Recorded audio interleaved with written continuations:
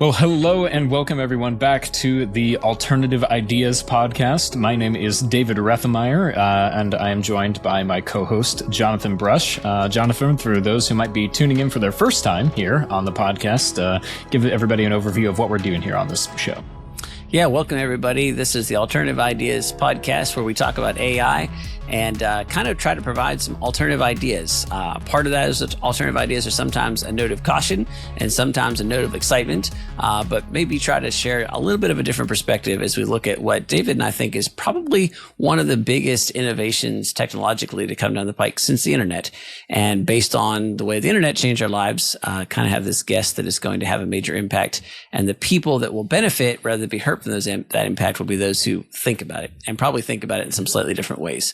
So that's our modest goal. I don't know that we have all the answers, but our hope is that we challenge you to at least stop and shift your perspective a bit as you think about AI. Yeah, absolutely. And so to kick off the show, we tend to look at some of the more recent news about AI. We're not necessarily a news show, but what we try to do is provide some commentary that may not necessarily be the most prevalent opinions that are out there. And so this week, Jonathan, I think that we have some that are particularly pertaining to AI content and how we can tell what AI content is and what is real human content. I think both of us have some interesting news pieces about that. So we'll kick off with yours.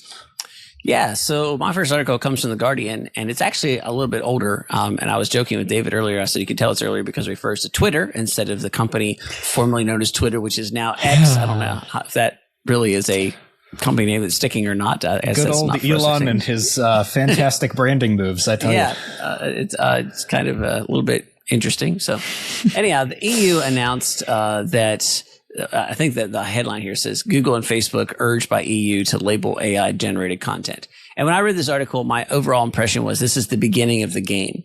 And what I mean by that is that you have the EU tends to be a little more restrictive on privacy matters than other government entities.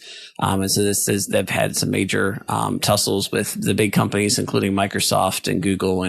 And so I think this is them trying to get out ahead. They also have a real problem with Russian disinformation right now for reasons that probably makes a little bit of sense geopolitically. And so they're basically saying, we're going to demand that you guys find ways to label content that's AI generated. And I think, I don't know if this is the right way to do it, if this is going to work, and there's a whole bunch of different ways to argue there. But I do think that this is kind of the beginning of what we're going to see, which is there's a technological spin up here where there's going to be a lot of fake AI content that nobody knows what it is, and it causes some disruption, some problems. Then there's going to be a snapback, regulatory, maybe consumer driven, where technology is going to catch up and label stuff as AI generated content. Then it's going to shift again, and AI is going to get better and beat the labeling. And then I suspect it's going to be kind of an ongoing arms race, kind of like you had with the internet and computer hacking, right? So everybody puts the internet out, and then all of a sudden hackers are a thing, and then there's security. And I was thinking, David, in sort of a parallel, when I first started working and email was a thing, at first it was just email. And then like a year later, 70, maybe 80% of my inbox would be spam. And my receptionists and my secretaries at the college where I was working were basically traumatized by the amount of really graphic sexual content that was coming over. And not that everybody else wasn't either, but these particular older ladies who had never even considered some of this stuff were basically just getting hammered by the most obscene headlines you'd ever seen. And were like, I'm scared to even open my inbox anymore. And then a little bit later, spam's really not a thing. I mean, I get some unsolicited email, but I don't get any X-rated unsolicited email, or at least if it does, it's in my spam folder. And there's a technological kind of curve that's caught up where for most of us, email is, you get some unsolicited marketing messages in there, nothing that's generally obscene, and actually fewer of those than you would think.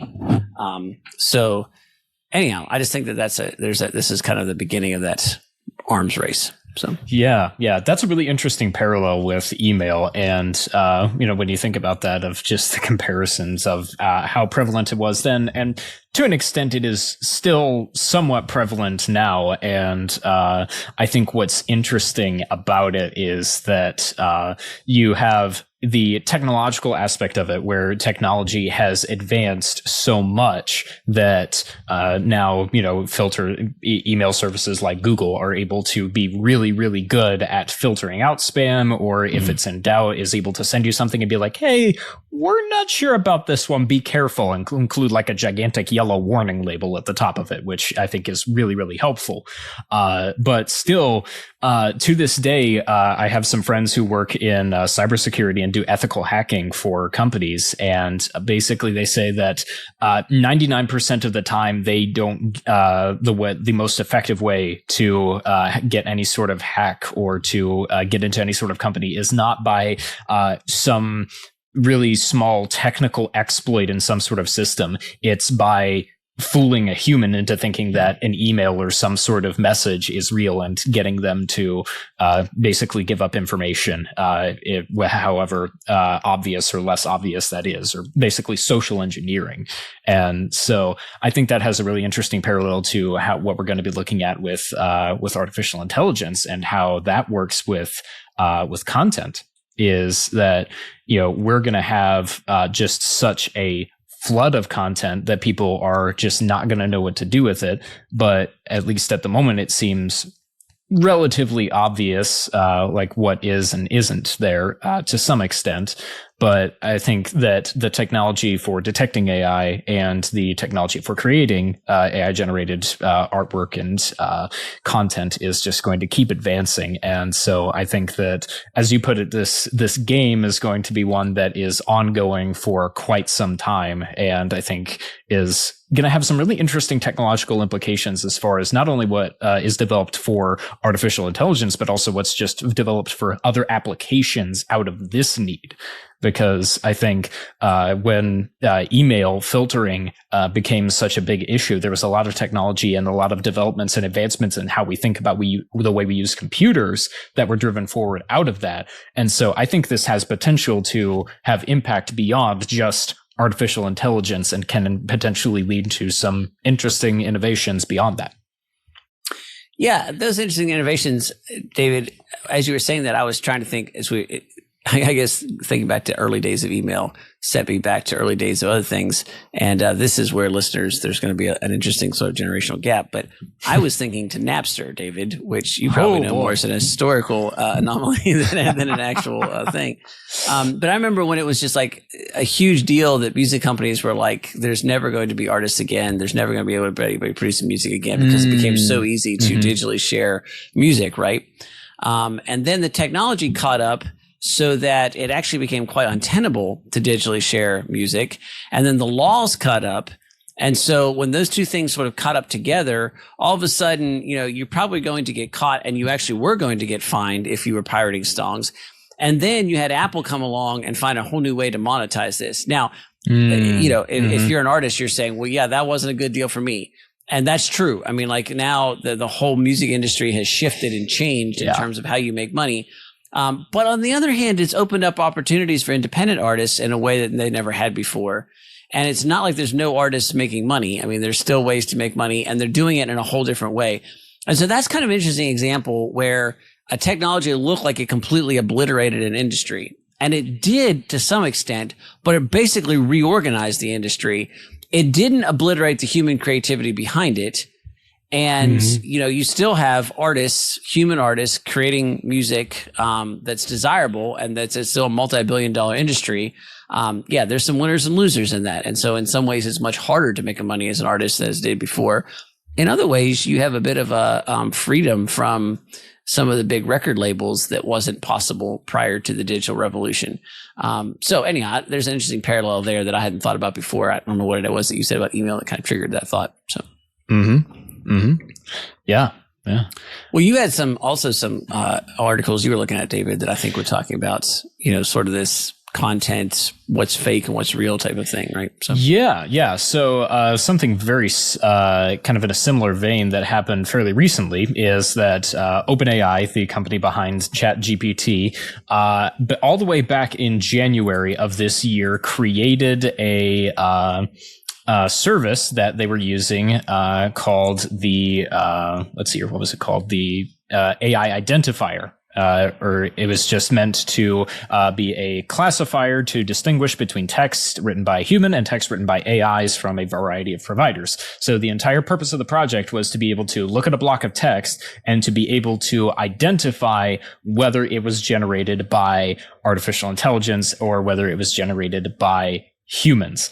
And that's a really, really interesting challenge because basically they just have to take all of their knowledge of how artificial intelligence generates text, how it goes about deciding what should go into a piece of text, and then determine how likely that is that it was generated by artificial intelligence.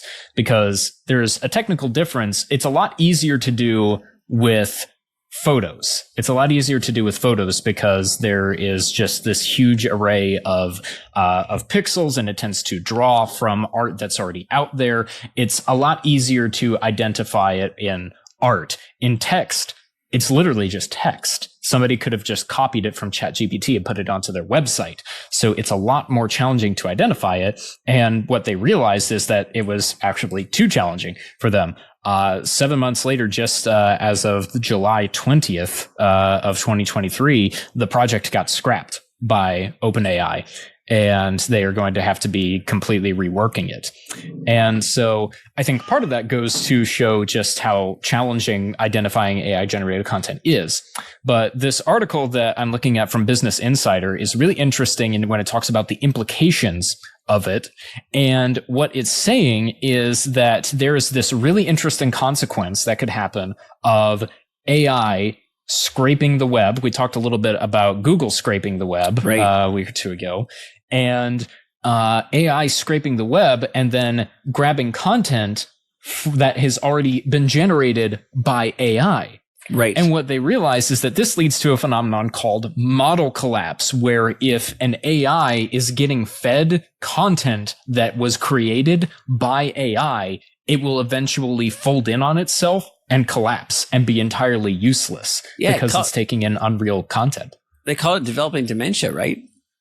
Yeah. So it turns out the models start forgetting the real distribution, and as the process repeats, models develop dementia, I think is the quote from, or there's a, is it a tweet anymore, David? I don't know. It's an X. Who knows? Who knows? It's an X Elon, comment. help. That somebody's saying this is dementia. I thought that was really interesting. This idea that, so yeah, we've talked a while ago about what happens if, and I think we've talked privately about, so it spins up and then within a couple of years, 70-80% of the internet is all AI generated. But this is basically saying if 80% of the internet is AI generated, then at some point the models collapse because there's no new. Yeah. Break that down, David. Is that your understanding what they're saying here? Is that, So let me pause this and see if I get this right. So 80% of the internet becomes AI generated, or, put some substantial number in there. Yep. AI models are trained on the internet. AI models now go out and are just regurgitating AI generated stuff. And then that leads to model collapse. So is that, so you're nodding. So that's the thesis. Yep. So that has a really fascinating implication, which is basically AI doesn't work without outside creativity. Is that, did I logically get to that? That's kind of a pretty stunning. Yeah. There's a bigger implication than Business Insider maybe sort of puts in this article here. So, I completely agree. That's exactly the implication that I came to, is the fact that we have talked a lot about just some of the dangers and the risks of artificial intelligence, and how a lot of people have concerns about artificial intelligence taking the place of humans. But it's just fascinating to see how one of the major concerns for the future of artificial intelligence, as we understand it, is a lack of new human input. And the fact that artificial intelligence and its future could potentially be hamstrung by a lack of human creativity and human data to be put into it. Yeah, that's really has some extremely fascinating. I mean, to some extent, that is almost a reiteration that it is a machine. My car will run forever as long as it has gasoline. But, well, not really forever because it'll eventually break down. But the point is that, you have to input the gas leak. Somebody's got to, it's got to have an outside energy source that comes in for it to continue to run. And in this sense, the outside energy source is creativity. So there's a bit of an interesting analogy there. But this article is basically saying that without that outside energy input, in this case, creativity, new content, that you'll lead to model collapse. I think that's fascinating. I think Business Insider is more like saying, hey, the story is that OpenAI tried to identify text, couldn't do it, and shut it down. But I think the bigger story here is that, hey, if you don't have new stuff coming in, these models collapse and develop dementia, which is really interesting. Yeah. And then I think that leads into a further issue of then how do we handle if we are going to continue using AI as we understand it, how are we going to go about collecting that new data? Because there is a lot of concern about how AI goes about collecting data. And I think now, especially with this concern about model collapse, that AI companies are going to start to be much more cautious about how they go about collecting data, because they have to recognize that if we just go and collect anything and everything, then there's a good chance that we could just be collecting AI generated stuff, and we need to be able to determine that. And so if they're only going after human created stuff, I think then that gives a little bit more of a leg up to creators who want to be able to say, hey, no, you can't have my creative work to train your AI on. Right. And so there's, I think, going to be potentially this balance of AI creators who are needing new creative input, and creators who want to get their work out there might not be crazy about the idea of giving their content to an AI company. But eventually, because of the fact that we are in an economic world, there is going to start to be economics incentive, I think, for creatives who are willing to give permission to have their content scraped by AI. Yeah, that's a fascinating thing. And if you're listening, and once again, we say that, people that sort of get early, start thinking about this early, tend to be the people that are going to be the innovators that drive this. I mean, there's a whole model here, right? Mm-hmm. So just one thing that just sort of comes to mind, David, is that, if you could develop a system that would identify an AI scraping your site, and you would develop code that would prevent AIs from scraping your site, there's a whole ecosystem right there, right? And so it's not hard to imagine a situation where websites now come standard with a set of blocking code that keeps AI crawlers from going across them. And then there's a marketplace. And so, in fact, you might actually sell access to certain AI crawlers for a small fee, maybe a la, iTunes and Spotify, stuff like that. This could be a music industry redo here, right? Where content creators are saying, no, it's blocked unless you pay a small fee. And if you pay a small fee, then you can use your AI to learn from some of my content. And there may actually be economic incentive to do that.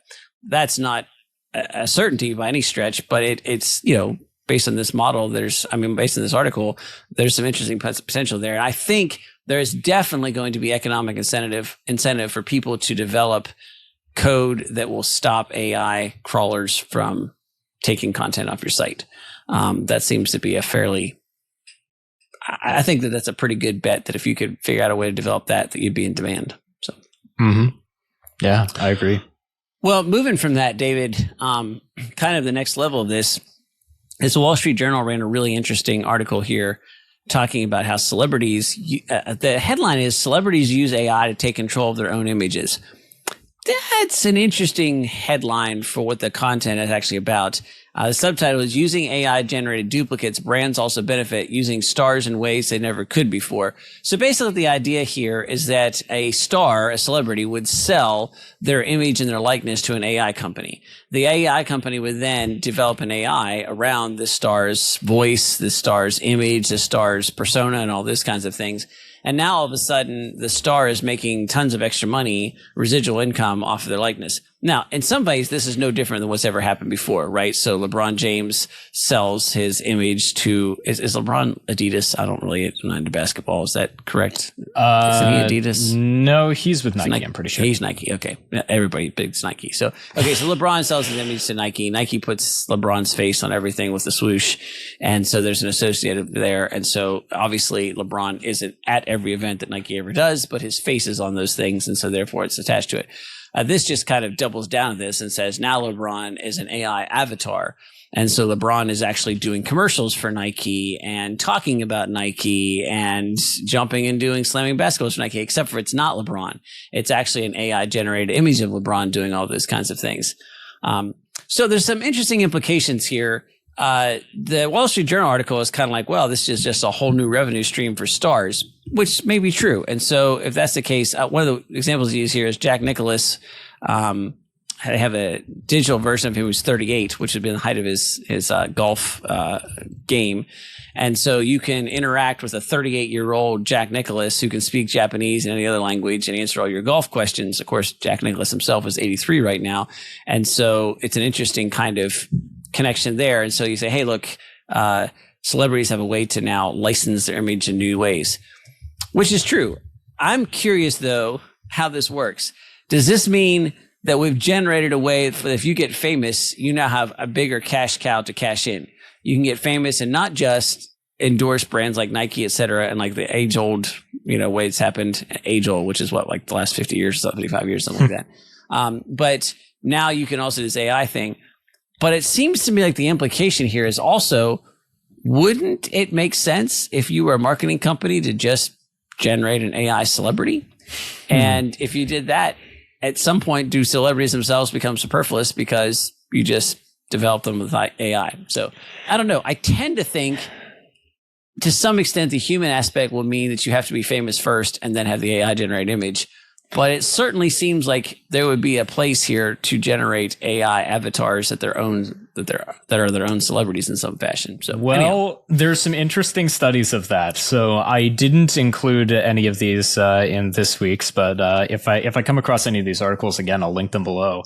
There are a couple of cases of Instagram accounts that have all these images of this girl who is in high fashion clothes and is promoting going different places, traveling, beautiful scenery, and basically fairly standard Instagram celebrity type of thing, except for the fact that she is entirely AI generated.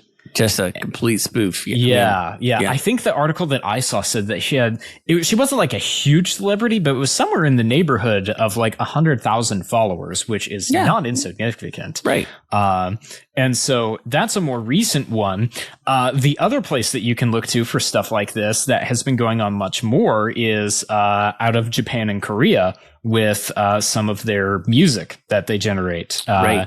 And how basically there's a whole messed up thing of how basically they basically is so much of their music and their artists are pretty much just generated and are produced by companies, and how little actual artistic control that they have. And that's a whole other topic. But, that more recently, in probably the past few years, there has been some cases where there's been some very high charting songs in Korea and Japan that were just completely, there was no actual human musicians involved, that it was just generated by early versions of artificial intelligence. So that's interesting. And there's I don't know enough about this, so I'm not sure if I'm going to proceed cautiously, but if you're listeners, take this with a grain of salt and perhaps add your own better perspective on this.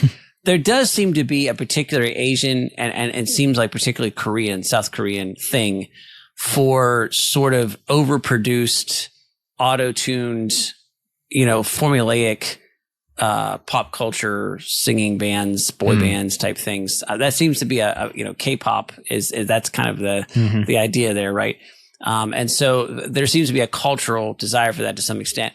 But it's interesting in the United States, and in some of the Western world, there's a point where that becomes top heavy. So it seems like there's a cycle here where it runs and you get overly produced music in any genre.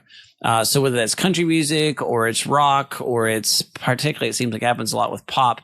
And as that happens and it sort of peaks and a company will say, well, if you play these kinds of, chords and you use these kinds of themes and you do these kinds of things, then always people kind of respond to this. But that seems to always wear itself out. And then all of a sudden you have people that are going back and they say, well, I want something that's unplugged. I want something that's acoustic. I want something that's, and so there's another interesting kind of counter thing to this that so often it's easy to look at these trends and say, well, look, these super popular bands they're just a formula. There's just a big bunch of business suits that sit around and plug in the numbers and make it work. And that's true. It runs like that, but the run is often pretty short. And then the whole thing collapses as everybody kind of the cool kids sort of rebel and they go to something that's very, very different. And kind of the cycle then, and then, all the original bands come up and then everybody starts to copycat them and the whole thing runs again. But there's a bit of a creative cycle there. And, so in this kind of AI generated stuff, I wonder if you might see some of the same cycle run where like at first these AI generated things would be kind of really interesting and popular because of the novelty and because they're, formulaic and all these kinds of things. And then the cool kids will reject it because there's an inauthenticity there that people just naturally don't like. So anyhow, I think there's an interesting cycle that runs there. Yeah, I agree. It's just a really interesting, it just brings up why people enjoy celebrities, really, and why people are involved with that. And it's just interesting to think about. The other incident, just before we move on from this, that this reminded me of was I Googled it while we were talking about this. Do you remember about 10 years ago now, actually, there was a really big controversy where this was 40 years after Bruce Lee had already died. The whiskey company, Johnny Walker, made a commercial where they made a CGI Bruce Lee who was drinking and was in a commercial for their whiskey. And they got in some major hot water about that. And there was a huge controversy about that. So that's what this reminds me of. They were able to pull off an authentic AI creation 10 years ago. Yeah, looking back on it now, it's not great. It definitely this was 10 years ago. This is in 2013, which saying 2013 is 10 years ago feels odd, but it definitely like shows its age. But it's just interesting that this is not a new idea. It's just this is an idea that is much more doable now, and we're just having to think through more of the implications now that it is much more on the horizon, I think. That's an interesting question too, David. Isn't it interesting that, I believe I've read stories about how the original monster movies like Swamp Thing and what's Godzilla and all those kinds of things, like people were genuinely terrified in the theater. Like they were genuinely like, they had rescue crews standing by for people that passed out and things like that. And of course, we look at those things and say, "What are you talking about?" I mean, dude in a rubber suit, and or like wasn't that the thing with like what was the movie, like the Alien movie with like the big alien spaceships that people were like legitimately terrified of, like aliens coming in? What was the movie that happened? Well, I don't know about the that one. I remember, H.G. Wells when they aired The Martian, right? They caused all kinds of panic because maybe that's what I was thinking. Yeah, maybe that's what I was thinking of. But I think about like Star Wars, the original Star Wars film. I mean, it just, people were so blown away by how realistic it looked. And of course, if you watch it now, you can see the model. It's really kind of almost like, what? How did this? And so that's intriguing to me in that, you say, like, you look at it and you go, wow, this Bruce Lee thing, CGI was so bad. And yet at the time, people are like, you can't tell the difference. And so there's an interesting sophistication meter that goes up there. And so I wonder, at some point, people were legitimately scared by a rubber Godzilla. People were completely immersed in a, model Star Wars thing. And so there's an interesting level here that we talk about technology detecting AI, but there's a way that the human brain itself and the human intellect starts to get a kind of a sniff test and can detect things that aren't real in ways that seems to get more sophisticated as time goes on. So that's an interesting kind of take on it. So, yeah. Well, let's see, David, do we have time for some of our discussion thoughts here today? Or? Yeah, I think we do. I think we can cover at least one of them. Well, I've got one that I don't have an answer for, so we may not have time for that, but maybe it's good to start that with a short timer so we can escape. We had a really interesting feedback, and if the listener sent this is listening now, we really appreciate it. And basically the feedback went like this. It was concern about AI taking human jobs. It's a very legitimate concern. Makes sense to me. And so the proposal was that, hey, if you're going to have a company and you're going to use AI to replace humans, you should have to pay a premium for that.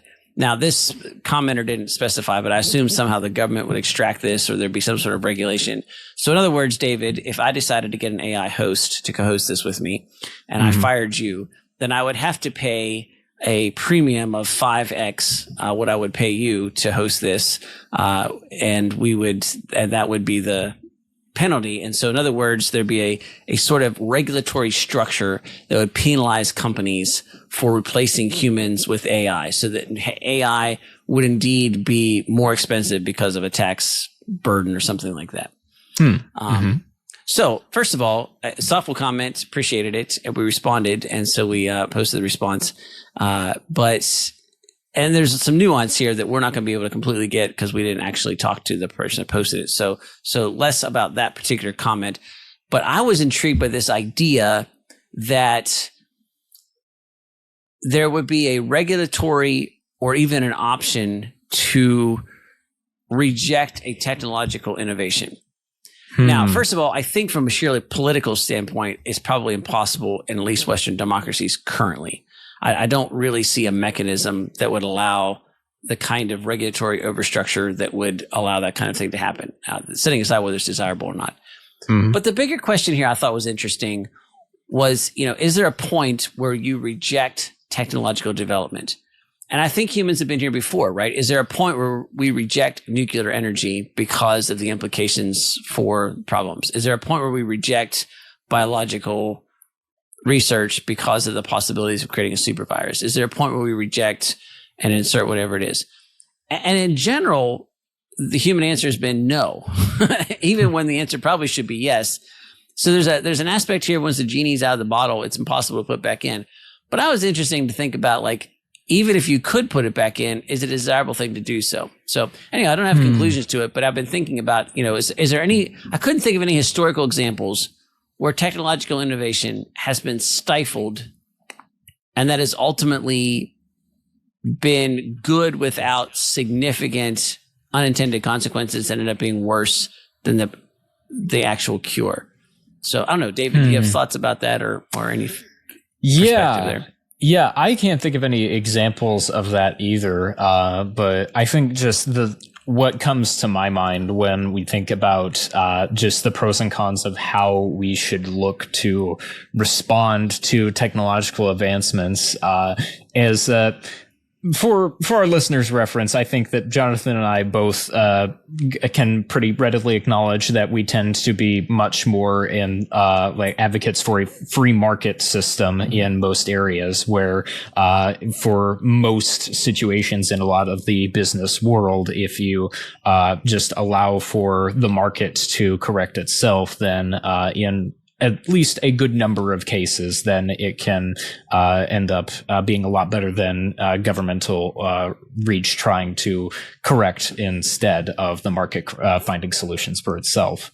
But yeah, I think it's just interesting when we consider this in the context of artificial intelligence and just especially in the taking of jobs, because the technology replacing jobs has always been a concern, pretty much for the entirety of human existence, really, as long as there has been societies that have jobs, and so what I think, at least from the Industrial Revolution. I mean, lots of questions about that, right? So, that's even that's one of the earlier examples of it. But I think that you could probably even go back further to more ancient civilization times, and you could probably find some very primitive examples of it with just some of the advancements that were made, like for example in the Roman Empire, and how when they would conquer a new area and they would implement Roman infrastructure, then sometimes there would be tradesmen who, once Roman infrastructure came along, were put out of business. Right. And so, this has been a reality for a very long time. We're just seeing this in a very different way. And I think there's just a lot of uncertainty because we're not entirely sure what it's going to look like and how real of a risk it is for artificial intelligence to be able to take the place of what humans do, because it's a lot of what we're seeing advancements in AI is creative. And that's something that we have always viewed as innately human and should be something that we value above many other aspects of society as being a human thing, is that creativity is a celebration of what makes us. And so much of creativity is an identity expression. And so then if you have just an artificial system that is being used to create what we have so corely identified with as a human expression, then that just, it really hits a chord, I think, with so much of how we have understood art and our identity and how we approach it, that it really makes us question some of this. And so I think that, especially with what we talked about earlier in the show, with how much human creativity and human input is still needed to make artificial intelligence work. Long story short, I don't have a good answer to the question either. I'm in the same boat with you. I'm just processing through this out loud at the same time as you are. But I think that ultimately, the best thing that we can do, at least that I know to do, is to just be aware of how these things are progressing, and just look for ways that it can create opportunities for you to be able to express yourself using these tools. Because I think we've talked about several times on this show that you have this AI can create so many opportunities to do new and cool things that weren't possible before. And here's where we might enter a plea that maybe it's always important, but in some ways it becomes more intensely important as technology advances, is that it's going to be absolutely essential that you understand why you're human. Mm-hmm. And so this is an interesting thing, that as technology advances, that which is not technology and that which is not science. So philosophy. So there are people that would say philosophy and science are sort of opposite ends of things, and that's a whole different discussion. But I would say that philosophical, metaphysical realities become intensely more important as technology advances. And what I mean by that, to kind of strip out some of the academic jargon there, is to say that it's absolutely essential for you to understand why you're human and what your purpose as a human is, in order for you to rightly order your life around new technology. And maybe we'll just close this with an interesting example. So David and I's day job is not Alternative Ideas podcast, but is instead running an education company called Unbound. And so an education company has all kinds of opportunities for AI to come in and replace things. And so let me give you two examples of, like, if you know what you're human, what you would and wouldn't use AI for.